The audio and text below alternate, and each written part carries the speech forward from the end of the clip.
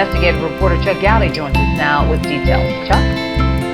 Cheryl, at first glance, this appeared to be an ideal couple with a picture-perfect Chicago family. But in 2001, when Juan Duran and Dionne Garcia were charged as the leaders of a drug gang operation, their all-American bubble popped.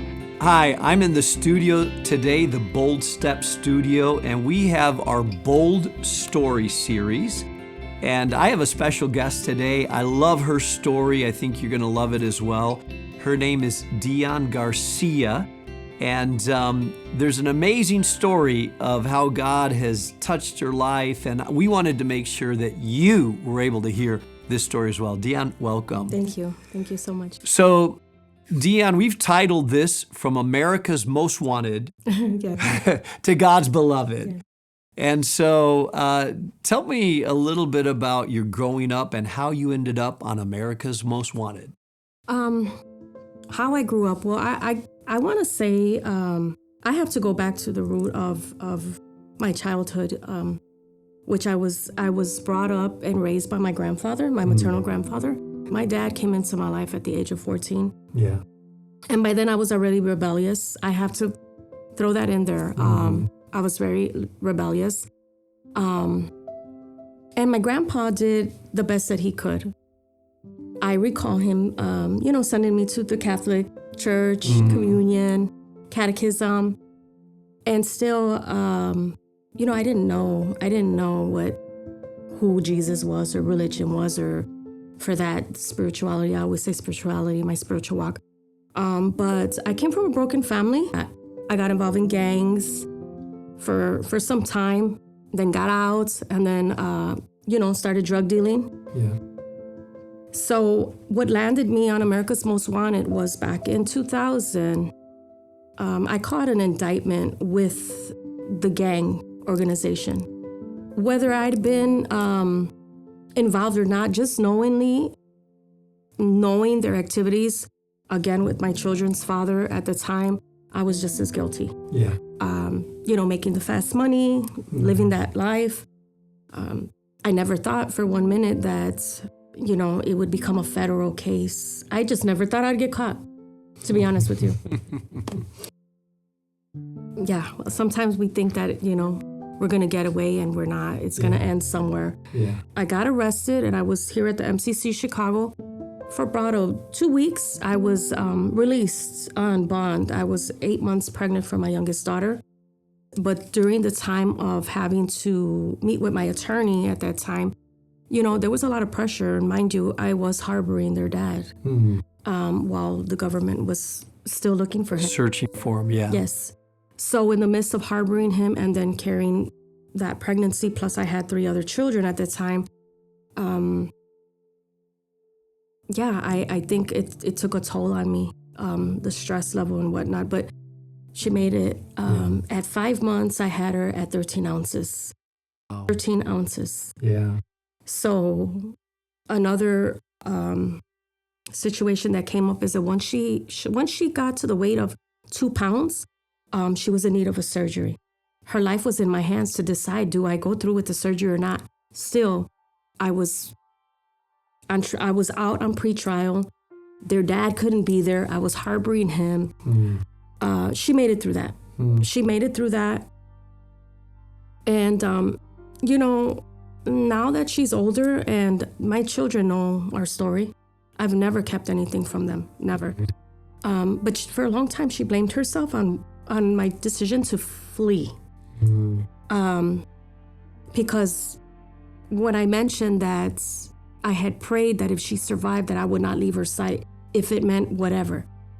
But she's actually who gave me that courage. And it might not sound right that I broke the law again, but she gave me the courage to say, I'm not going to leave her or my other children. And at the time, if they wanted me, they got to come and find me. And I'm not going to say we never thought about him turning himself in. But when I discussed this with my attorney, there was no way that was going to happen. I was just as involved. Yeah. So again, when you're looking at the laws back in 2000, they were mandatory laws. Yeah. So you picked up and you ran. Your daughter was okay, and you decided. My daughter didn't even reach not even five pounds, and I packed 2 big, large military bags, probably with like maybe a change of clothes for each child of 5 outfits, 2 boxes of Similac, 2 boxes of 250 diapers, and I was gone. With all 4 children. With all 4 children. And I never looked back. So you left Chicago. There's a warrant for your arrest, you and the father of your children, with your children. You go to Mexico. You're there for 10 years. And then suddenly, tell me what happens that landed you both in prison and on America's Most Wanted. So I found myself several times on my knees. I did go to church out there. I became a Christian out in Mexico. And I remember one particular moment when I was at church that the pastor was praying, and in Spanish, he mentioned, he's like, there is somebody here right now, and he was speaking to me. He's like, you're going through something and you're running from somewhere, and God is saying he's with you, and so I heard his voice all the time. I heard it. But again, I found myself always, for several times, I got on my knees like I was tired.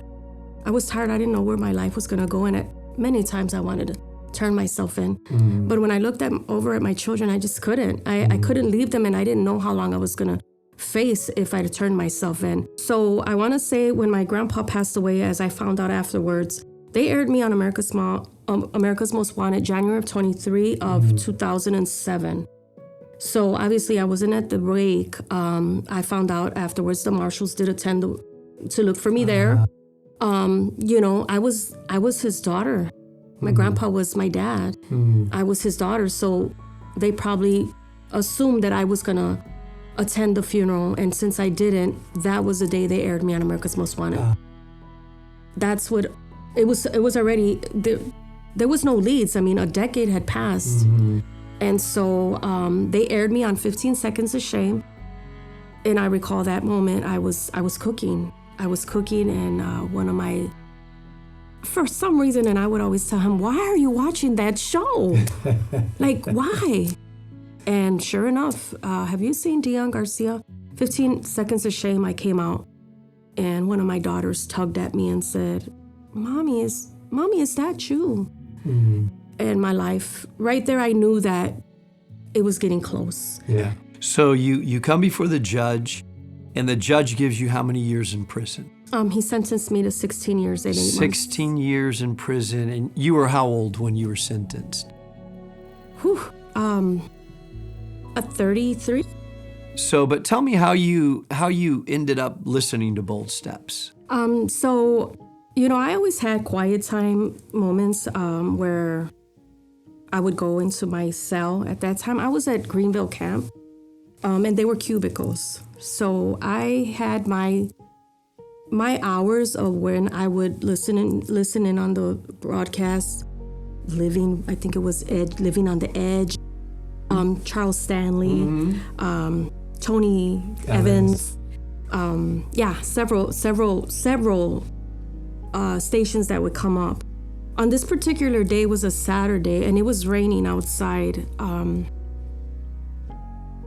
And I remember I tuned in, and I heard, "Are you stuck? Are you in a burning bush?" Because if you're stuck, there's a reason why you're there, and what are you gonna do about it? Like, why haven't you moved from there? And it was just, I want to say it was a commercial break during Bold Steps weekend, because it was a Saturday. Okay. And I listened, and I love Moses. I love Moses, and I love the book of Exodus. And that's where you were talking about the burning bush. And I tuned in and I listened, to all full capacity, the loudest that my radio can go.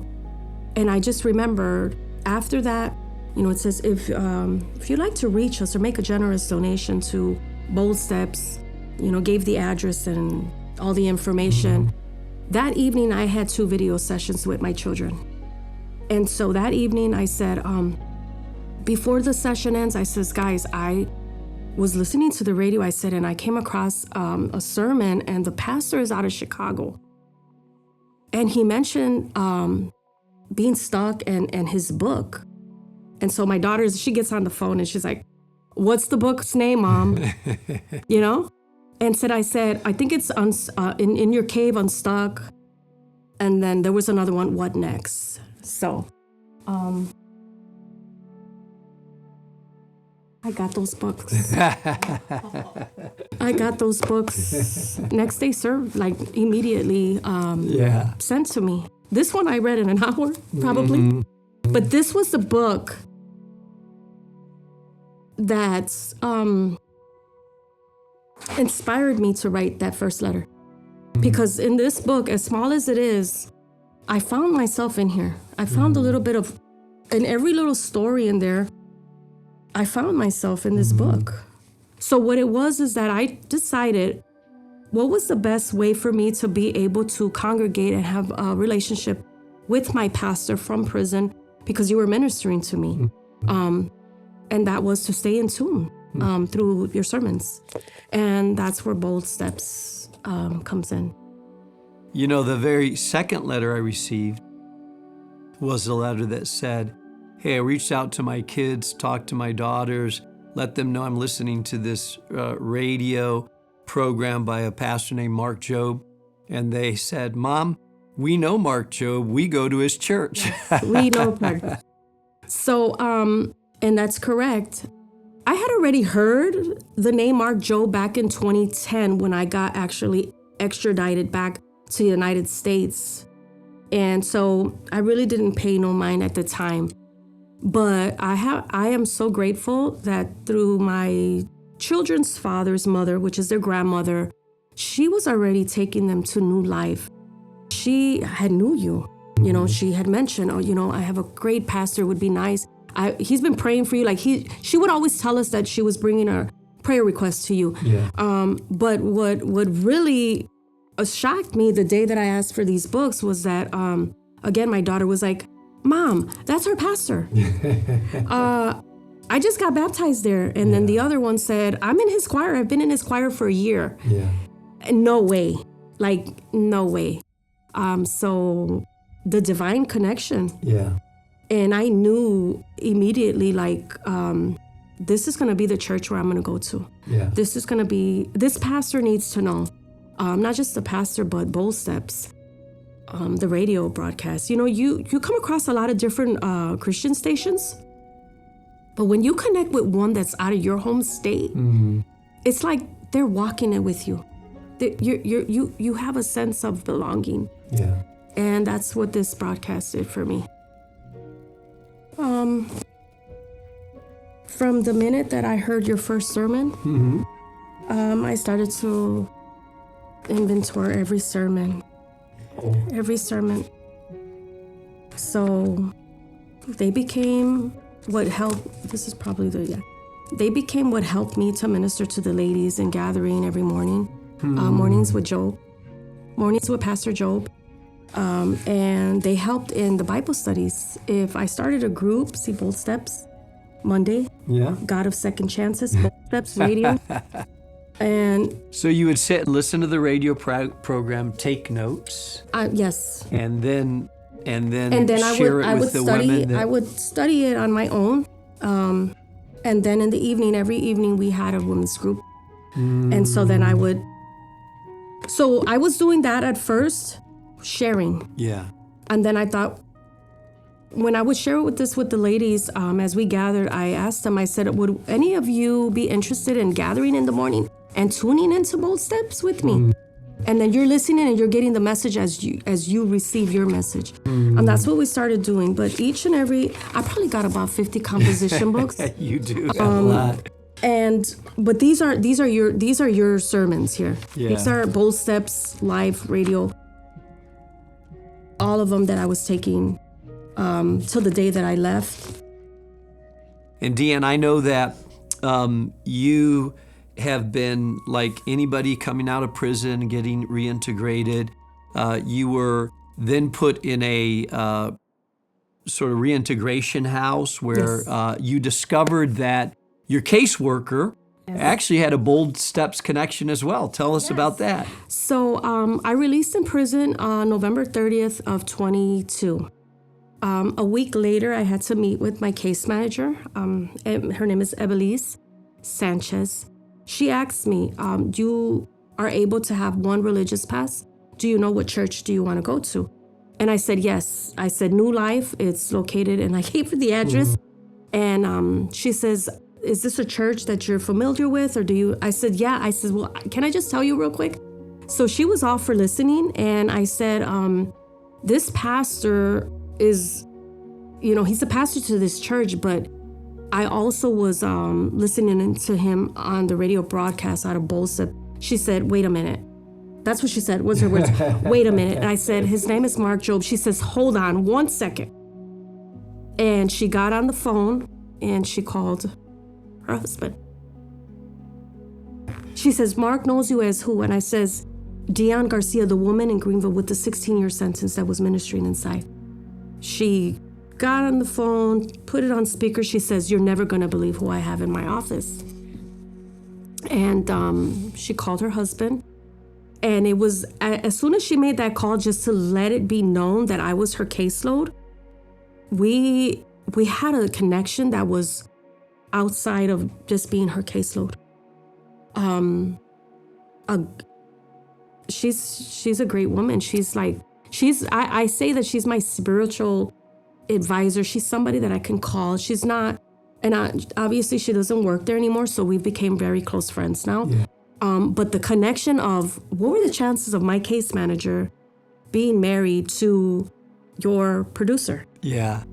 And so Merrill, who's managing the camera right now, he's the one that's doing the video for this. Merrill works at Bold Steps. He does all our videography, and she's referring to his wife. And so this story is really full of divine connections. Yes, the grandmother taking the kids, Merrill's wife being the mentor, and we just know that that God heard your prayers. Yes.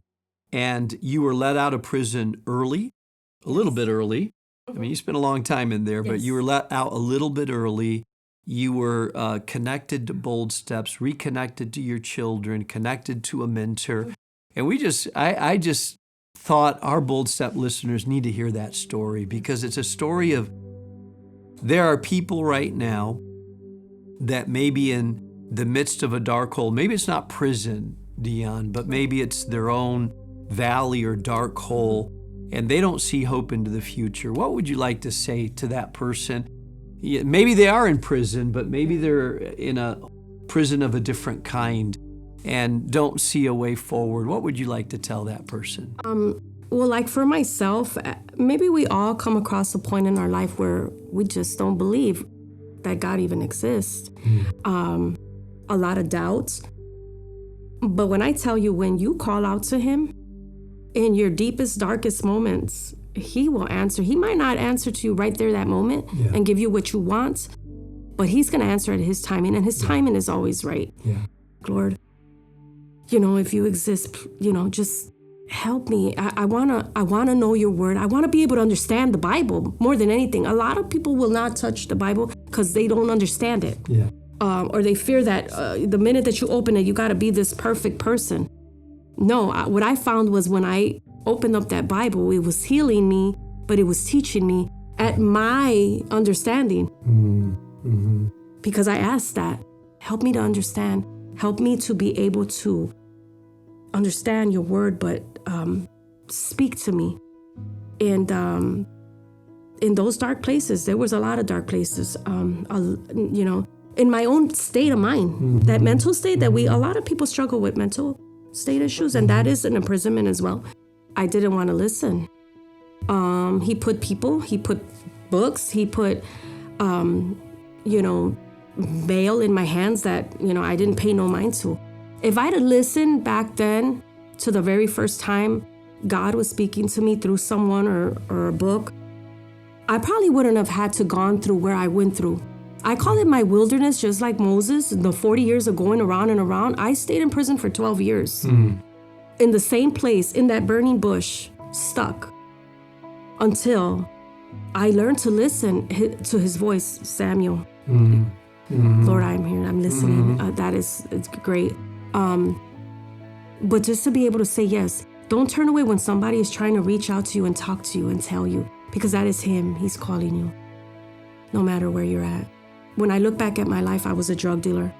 I was in the streets of Chicago. I was a gang member, a fugitive, a prisoner. I was everything that a lot of the stories in the Bibles that I've read. And this is my story today. If it was to be written in the now, right now, somebody would be reading this and you would relate to me. Relate to me. And my most desire was that I would see, and I never thought that I would see the day that I would be here today. If this is the way that I have to witness and reach out to someone, listen to his voice. Tune in on the radio broadcast. Don't flip this. Don't just run over the radio broadcast. Listen to it. Yeah. If somebody takes you that message, listen. It's all about listening and establishing that relationship with him. Where you're at, he will meet you. Till this day, I was struggling with my identity because for a long time, I wasn't Dionne Garcia. While I was on the run, I was Diana Veronica. So I went from Diana Veronica to back 10 years later, I became a number, and then Garcia, and then Miss Garcia, Sister Garcia, and now I'm home. Yes, my name is Dionne Garcia. The image and what you will find on Google, if you Google me, is all what I was, who I was then. But I found my new identity in Christ, and I am his beloved. Amen. And Dionne, you know what we want to do symbolically?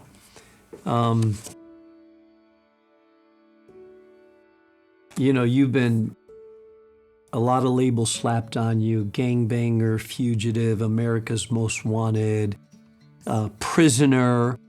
And while you were in prison, you were referred to by a number. You were a number. I was a number. You were a number. And you may recognize this number. You were a number. But what we want to say to you today, in Jesus' name, that you are a daughter of the Most High King. You are beloved. You are washed. You are cleansed. You have His Holy Spirit sealed inside of you. You are a woman of dignity, of worth, of value. You have a purpose. God has a purpose and a plan for your life. And so this is what people referred to you, but that is not your label anymore. This is what we're doing and saying, no, Dionne Garcia, daughter of the Most High God, not a number, not a prisoner, but a woman with a purpose and a destiny. And that's what we speak into your life. Thank you so much. So I hope that you've enjoyed this bold story from America's Most Wanted to a beloved of God. And Dionne, thank you for sharing your heart. Thank you for this. We know that this is still a road of recovery, and that there's a lot of things that the enemy stole that God is restoring. But we're so proud of you that you're staying the course, that you're seeking to grow. And I hope that if you're listening, and maybe you're in a dark place right now, maybe it's not a physical prison, but maybe it's a place that you feel like it's a prison. I hope that you received encouragement and inspiration from Dionne's story, that no matter where you're at, what place you're at, that God has a purpose and a redemptive plan for your life. So do not give up. God bless you. So lastly, I just want to close in saying thank you. Thank you for listening to my story. I'm recommending everyone to tune in to Bold Steps, not just as your radio station, but to hear the messages and now these true stories that might some way, somehow inspire you. And that's what I hope that my story has done. Thank you.